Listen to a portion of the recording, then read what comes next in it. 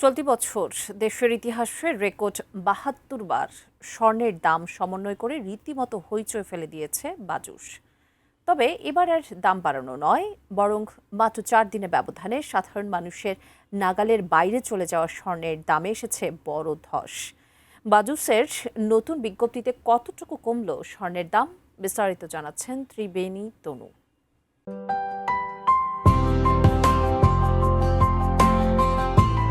সাধারণ ক্রেতা ও জুয়েলারি ব্যবসায়ীদের জন্য এক বড় স্বস্তির খবর নিয়ে এলো বাংলাদেশ জুয়েলার্স অ্যাসোসিয়েশনস বা বাজুস। বিশ্ববাজারে দাম কমার সরাসরি প্রভাবে দেশের বাজারে রেকর্ড পতন হয়েছে স্বর্ণের দামে। ১০ জুন সকালে বাজুসের দেওয়া এক বিজ্ঞপ্তিতে জানানো হয়, ভালো মানের অর্থাৎ ২২ ক্যারেটের ১ ভরি স্বর্ণের দাম এক ধাক্কায় ৬,৫৯১ টাকা কমানো হয়েছে। নতুন এই দাম আজ সকাল ১০টা থেকে সারা দেশে কার্যকর করা হয়েছে।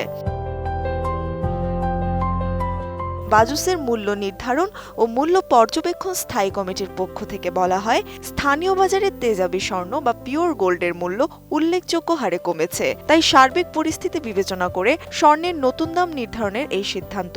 নতুন মূল্য তালিকা অনুযায়ী এখন থেকে দেশের বাজারে প্রতি ভরি ২২ ক্যারেটের স্বর্ণ কিনতে ক্রেতাদের গুনতে হবে ২,২২,৮৮২ টাকা।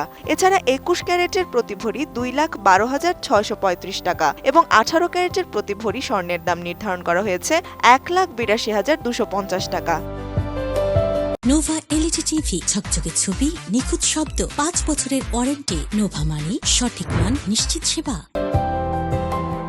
স্বর্ণের বাজার স্থিতিশীল রাখতে সনাতন পদ্ধতির স্বর্ণের দামও পুনর্নির্ধারণ করা হয়েছে, যার প্রতি ভরির নতুন মূল্য দাঁড়িয়েছে ১,৪৮,৪২৪ টাকা।